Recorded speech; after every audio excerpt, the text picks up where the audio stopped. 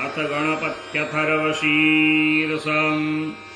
ॐ नमस्ते गणपतये त्वमेव प्रत्यक्षं तत्त्वमसि त्वमेव केवलं कर्तासि त्वमेव केवलं धर्तासि त्वमेव केवलं हर्तासि त्वमेव सर्वं खल्विदं ब्रह्मासि त्वं साक्षात् आत्मासि नित्यं ऋतं वच्मि सत्यं वच्मि अवत्वं माम् अववक्तारम् अवश्रोतारम् अवदातारम् अवधातारम् अवानुचानमवशिष्यम् अवपश्चातात् अवपुरस्तात् अवोत्तरात् अवदक्षिणात्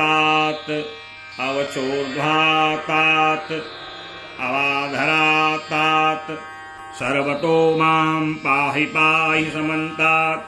त्वं वाङ्मयस्त्वं चिन्मयः त्वम् आनन्दमयः त्वं ब्रह्ममयः त्वं सच्चिदानन्दाद्वितीयोऽसि त्वं प्रत्यक्षं ब्रह्मासि त्वं ज्ञानमयो विज्ञानमयोऽसि। सर्वं जगदिदं त्वत्तो जायते सर्वं जगदिदं त्वत्तस्तिष्ठति सर्वं जगदिदं त्वयि लयमेष्यति सर्वं जगदिदं त्वयि प्रत्येति। त्वं भूमिरापो नलो निलो नभः त्वं चत्वारि वाक्पदानि त्वं गुणत्रयातीतः त्वमवस्थात्रयातीतः त्वं देहत्रयातीतः त्वं कालत्रयातीतः त्वं मूलाधारस्थितोऽसि नित्यं त्वं शक्तित्रयात्मकः त्वां योगिनो ध्यायन्ति नित्यं। त्वं ब्रह्मा त्वं विष्णुस्त्वं रुद्रस्त्वम् इन्द्रस्त्वम् अग्निस्त्वं वायुस्त्वं सूर्यस्त्वं चन्द्रमास्त्वं ब्रह्म भूर्भुवः स्वरो गणादीन् पूर्वमुच्चार्य वर्णादीन् तदन्तरम् अनुस्वारः परतरः अर्धेन्दुलसितं तारेण रुद्धम् एतत्तव मनुस्वरूपं गकारः पूर्वरूपम् अकारो मध्यमरूपम् अनुस्वारश्चान्त्यरूपम् बिन्दुरुत्तररूपम् नादः सन्धानम् संहिता सन्धिः सहसा गणेशविद्या गणकऋषिः निश्चित गायत्री छन्दः गणपतिर्देवता। ॐ गं गणपतये नमः। एकदन्ताय विद्महे वक्रतुण्डाय धीमहि तन्नो दन्ती प्रचोदयात्।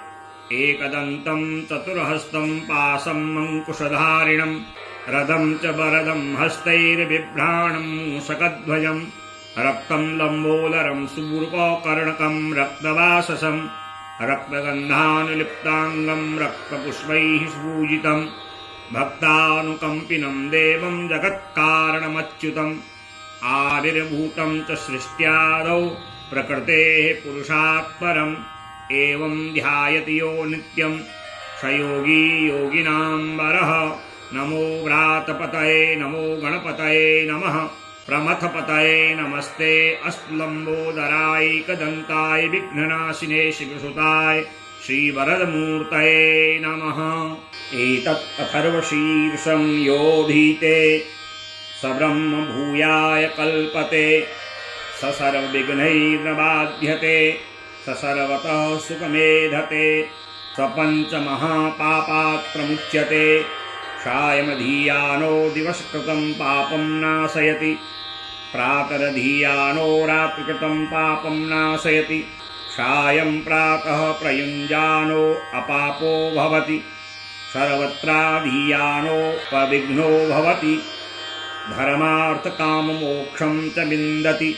इदम् अथर्वशीर्षमशिष्याय न देयं यो यदि मोहाद्दास्यति स पापीयान् भवति सहस्रावर्तनात् यं यं काममधीते तं तमनेन साधयेत् अनेन गणपतिमभिषिञ्चति स वाग्मी भवति।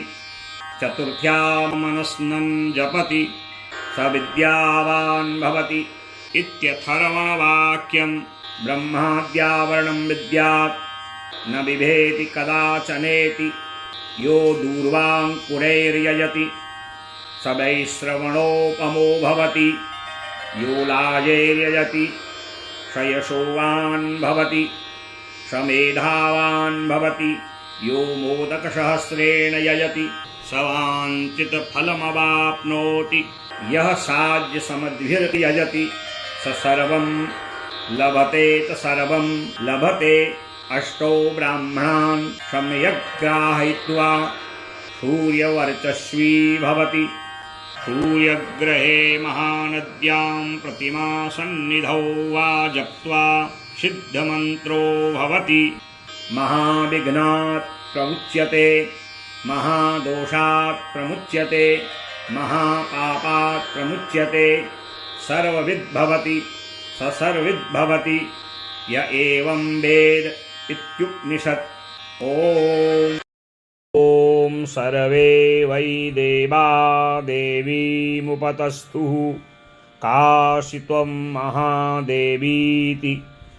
सा ब्रवीत् अहं ब्रह्मस्वरूपिणी मत्तः प्रकृतिपुरुषात्मकं जगत् शून्यं चाशून्यं च अहमानन्दानानन्दौ अहं विज्ञानाविज्ञाने अहं ब्रह्मा ब्रह्मणि वेदितव्ये अहं पञ्चभूतान्यपञ्चभूतानि अहमखिलं जगत् वेदोऽहम् अवेदोऽहम् विद्याहम् अविद्याहम् अजाहम् अनजाहम् अधस्सोर्ध्वं च तृक्चाहम् अहं रुद्रेभिर्वसुभिश्चरामि अहमादित्यैरुत विश्वदेवैः अहं मित्रावरुणावुभौ बिभर्मि अहम् इन्द्राग्नि अहम् अश्विनावुभौ अहं सोमं त्वष्टारं पूषणं भगं दधामि अहं विष्णुमुरुक्रमं ब्रह्माणमुत प्रजापतिं दधामि अहं दधामि द्रविणं हविस्मते सुप्राव्ये यजमानाय सुन्वते अहं राष्ट्री संगमनी वसूनां चिकितुषी प्रथमा यज्ञियानाम् अहं सुवे पितरमस्य मूर्धन्मम योनिरप्सन्तः समुद्रे य एवं वेद स देवीं सम्पदमाप्नोति। ते देवा अब्रुवन् नमो देव्यै महादेव्यै शिवायै सततं नमः। नमः प्रकृत्यै भद्रायै नियताः प्रणताः स्मताम् तामग्निवर्णां तपसा ज्वलन्तीं वैरोचनीं कर्मफलेषु तुष्टां दुर्गां देवीं शरणं प्रपद्यामहे सुरात्रासयित्यै नमः। देवी वाचमजनयन्त देवास्तां विश्वरूपाः पशवो वदन्ति सा नो मन्द्रेषु मूर्जं दुहाना धेनुर्वागस्मानुपसुष्टुतैतु कालरात्रिं ब्रह्मस्तुतां वैष्णवीं स्कन्दमातरं सरस्वतीं वदितिं दक्षो दुहितरं नमामः पावनां शिवां महालक्ष्म्यै च विद्महे सर्वशक्त्यै च धीमहि तन्नो देवी प्रचोदयात्। अदितिर्यजनिष्ठदक्षया दुहिता तव तां देवा अन्वजायन्त भद्रा अमृतबन्धवः। कामो योनिः कमला वज्रपाणिर्गुहाः सा मातरिश्वाभ्रमिन्द्रः पुनर्गुहा सकला मायया च पुरुच्येषा विश्वमातादिविद्यो एषात्मशक्तिः एषा विश्वमोहिनी पाशाङ्कुशधनुर्बाणधरा एषा श्रीमहाविद्या य एवं वेद स शोकं तरति। नमस्ते अस्तु भगवति मातरस्मान् पाहि सर्वतः।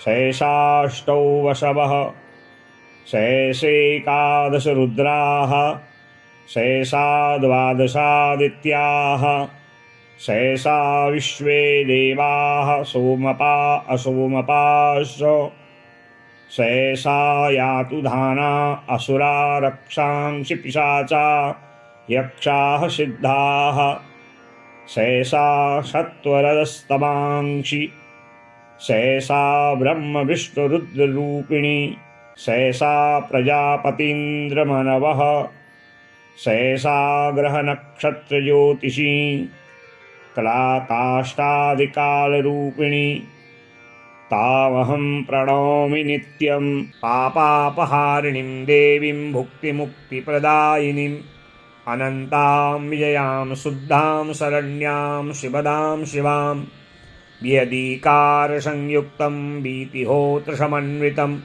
अर्धेन्दुलसितं देव्या बीजं सर्वार्थसाधकम् एवमेकाक्षरं ब्रह्म यतयः शुद्धचेतसः ध्यायन्ति परमानन्दमया ज्ञानाम्बुराशयः वाङ्माया ब्रह्मसूस्तस्मात् षष्ठं वक्त्रसमन्वितं सूर्यो वामश्रोतबिन्दुसंयुक्तष्टा तृतीयकः नारायणेन सम्मिश्रो वायुश्चाधरयुक्ततः विच्चेन वारणकोर्णः स्यान् महदानन्ददायकः हृत्पुण्डरीकमध्यस्थां प्रातः सूर्यसमप्रभां पाशाङ्कुशधरां सौम्यां वरदाभयहस्तकां त्रिनेत्रां रक्तवसनां भक्तकां दुघां भजे। नमामि त्वां महादेवीं महाभयविनाशिनीं महादुर्गप्रशमनीं महाकारुण्यरूपिणीं यस्याः स्वरूपं ब्रह्मादयो न जानन्ति तस्माद् उच्यते अज्ञेया यस्या अन्तो न लक्ष्यते तस्माद् उच्यते अनन्ता यस्या लक्ष्यं नोपलक्ष्यते तस्माद् उच्यते अलक्ष्या यस्या जननं नोपलभ्यते तस्मादुच्यते अजा एकैव सर्वत्र वर्तते तस्मादुच्यते एका एकैव विश्वरूपणी तस्मादुच्यते नैका अत एवोच्यते अज्ञेयानन्ता लक्ष्या जैका नैकेति। मन्त्राणां मातृका देवी शब्दानां ज्ञानरूपिणी ज्ञानानां चिन्मयातीता शून्यानां शून्यसाक्षिणी यस्या परतरं नास्ति शेषा दुर्गा प्रकीर्तिता। तां दुर्गां दुर्गमां देवी दुराचारविघातिनीं नमामि भवभीतोऽहं संसारार्णवतारिणीम्। इदम् अथर्वशीर्षं योधीते स पंच अथर्वशीर्ष जपफलमाप्नोति।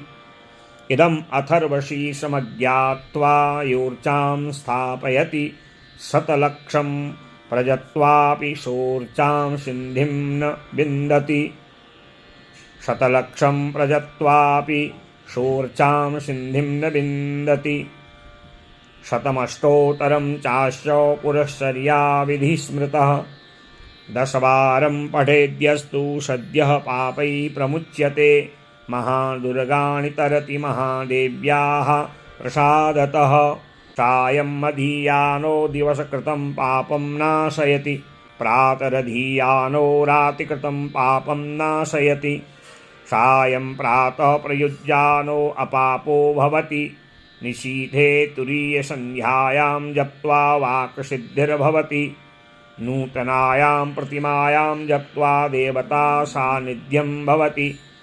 प्राणप्रतिष्ठायां जप्त्वा प्राणानां प्रतिष्ठा भवति। भौमाशून्यां महादेवी सन्निधौ जप्त्वा महामृत्युं तरति। स महामृत्युं तरति य एवं वेद इत्युपनिषत्। श्री जगदम्बार्पणमस्तु। इस अथर्वशीर्ष का जो नित्य पाठ करते हैं भगवती जगदम्बा समस्त संपदाओं के साथ उसके घर में निवास करती है।